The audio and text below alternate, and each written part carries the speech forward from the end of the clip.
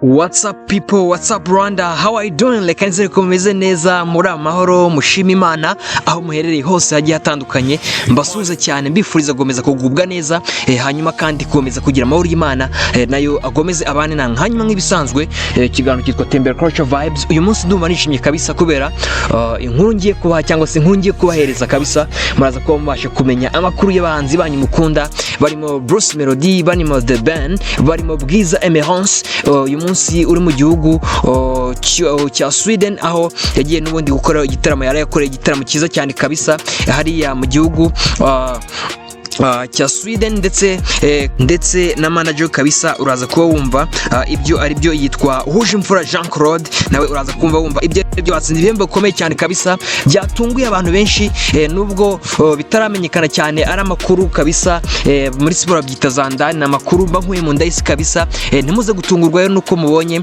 abahanzi batangajwe kabisa na Shining Star Africa ko aribo batsinze, kubera ko amakuru kabisa na amakuru yizewe cyane. Hanyuma nyemere kandi ngwereze ikaze ku mukunzi abakunzi b'umuhanzi kazi Rihanna, nawe amakuru ye arahari, kandi abakunzi b'umuhanzi witwa King James kabisa wafashije abantu benshi gutereta nayo arahari. Ndagwereza ikaze cyane rero, niba ari mushyashya kandi kuri subscribe kandi kuri like niba ukunda iyi content. Hanyuma kandi nyemere dutangirire ahangaha.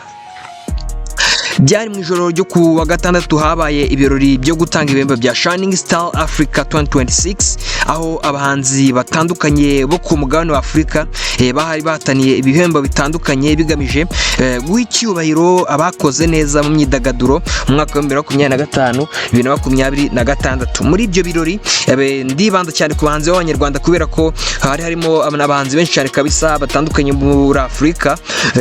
Ndibanza cyane ku bahanzi b'Abanyarwanda begukanyemo ibi bihembo. Muri ibyo birori abahanzi b'Abanyarwanda barimo uwitwa Bruce Melodie, barimo uwitwa Bwiza Emerance ndetse n'uwitwa The Ben Tiger B cyangwa se One of a Kind. Hanyuma mpereye ku muhanzi witwa The Ben, ni umuhanzi w'umwaka kabisa muri Afurika, biratangaje ushobora kutabyumva. The Ben yabaye umuhanzi wa mbere w'umwaka mwiza w'umwaka muri Afurika bro. Uyu muhanzi The Melodie ni umwe mu bagaragaje intsinzi ukomeye cyane muri ibyo bihembo, kubera ko yegukanye igihembo cya Artist of the Year 2025-2026 Africa. Iki gihembo ni kimwe mu bikomeye muri Shining Star Africa kuko gihabwa umuhanzi wagize umwaka udasanzwe mu muziki we ku mugabane wose wa Afurika wose, ntabwo ndi kuvuga muri East Africa gusa. Hey everyone, it's your boy Tiger. I just want to say thank you so much to each and everyone that voted for me. I really don't take this thing lightly. I'm so humbled and grateful for the love. All of these years you've been rocking with me. And you guys don't stop, man. You guys are always with me, so I'm so grateful. And really, I don't take you guys for granted. Thank you so much, and shout out to all the nominees. They know how much I admire them. So that was kabisa. Good luck next time, but this time was my time. So God is good. God is the greatest. Thank you guys. Shout out to Shining Star Words. Thank you for loving what we do. Thank you for coming up with this amazing concept, and we really appreciate you guys. Thank you.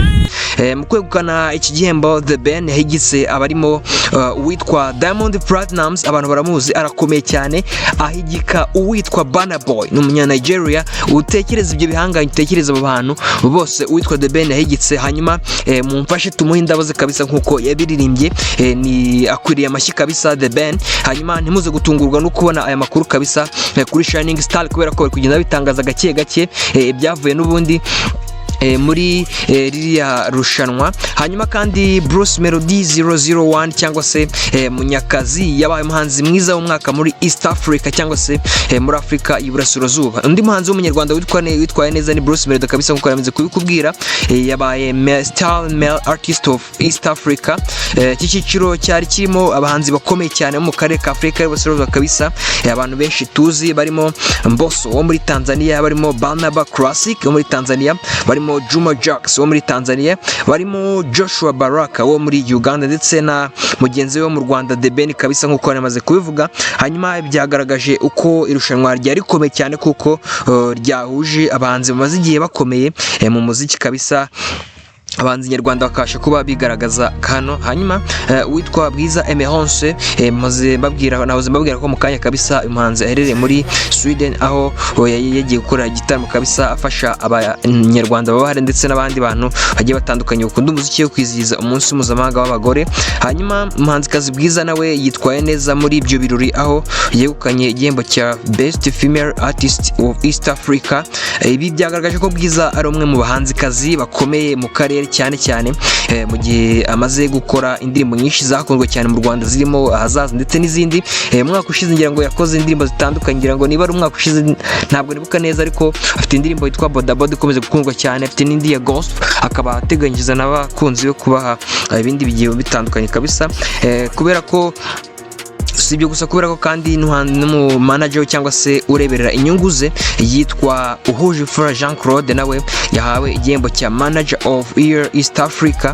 Ni igihembo gihabwa umuntu wagize uruhare rukomeye mu kuzamura umwuga cyangwa se mu kuzamura umuhanzi runaka. Hanyuma icyo bisobanuye ku muziki nyarwanda ni intsinzi kabisa ku bahanzi nyarwanda, like nyine byongeye kwerekana ko like umuziki nyarwanda cyangwa se showbiz nyarwanda komeje gutera imbere bigendanye n'aba artist cyangwa se abahanzi b'abanyarwanda, ibyo bakomeje kugira gute gukora right. Nyemerera kandi nguhereze ikaze ku muhanzi witwa Ruhumuriza James cyangwa se King James, yamamaye ku izina rya King James. Ni umwe mu bahanzi bagize uruhare rukomeye cyane mu iterambere ry'umuziki nyarwanda. Yatangaje ko agiye gukora igitaramo cyihariye cyo kwizihiza imyaka 20 yose amaze mu muziki kabisa. Muraho neza, nizere ko mumeze neza. Iki nicyo gihe cyo gukora concert y'imyaka 20 maze mu muziki. Nifuza rero kubatumira tariki ya mbere z'ukwezi kwa 8 uyu mwaka. Nizere ko muzaza tukaririmbana cyane, tuzagenda wenda ibindi tugenda tubimenya buhoro, ariko ndabatumiye kandi nizere ko muzaza mukitabira muri benshi tukaririmbana. Murakoze cyane, ndabakunda. Ni igitangaza kuri uyu muhanzi kabisa. Ni igitaramo kiza ku itariki ya mbere Kanama mwaka wa 2026, kikazaba umwanya wo gusubiza amaso inyuma ku rugendo rwe rurerure kabisa amazemo imyaka 20 rw'umuziki kabisa. Yitwa King James kabisa, abantu bakunda cyane, wagize abakunzi benshi cyane, ufite indirimbo zagiye zikora ku mitima abantu benshi kabisa. Hanyuma nawe uko bimeze, hanyuma nyemerera twinyanyagire kabisa, twigendera tureba uko bimeze. Abakunzi b'umuhanzikazi Rihanna kabisa, nawe n'umuhanzi ukunzwe cyane. Icyo wamenya cyangwa se ibishya kuri album ya Rihanna itegerejwe imyaka kabisa myinshi. Nyuma y'igihe kinini abakunzi b'umuziki wa Rihanna bategereje album nshya, amakuru ahari ashimangira ko ayigeze kure ndetse izabiri indirimbo zirenze imwe yakoranye na ASAP Rocky. Babyarangira ngo inkuru zabo murazize mu minsi ishize ziri gutrendinga cyane. Hanyuma album ya Rihanna aheruka kuyisohora mu mwaka wa 2016, bishatse gusobanura ko maze imyaka 10 kabisa adashobora album.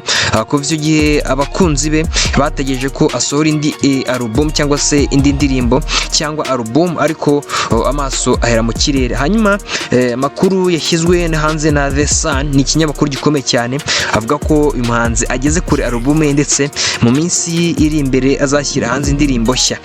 Mu minsi ishize uyu muhanzi yagaragaye mu mashusho yacacaye ku mbuga nkoranyambaga, ari gukora indirimbo muri studio. Hanyuma Rihanna yemeye ko yemereye The Sun ko kuva muri Mutarama ari gukora album nshya ya 9 nyuma y'iyo yaheruka gukora mu mwaka wa 2016.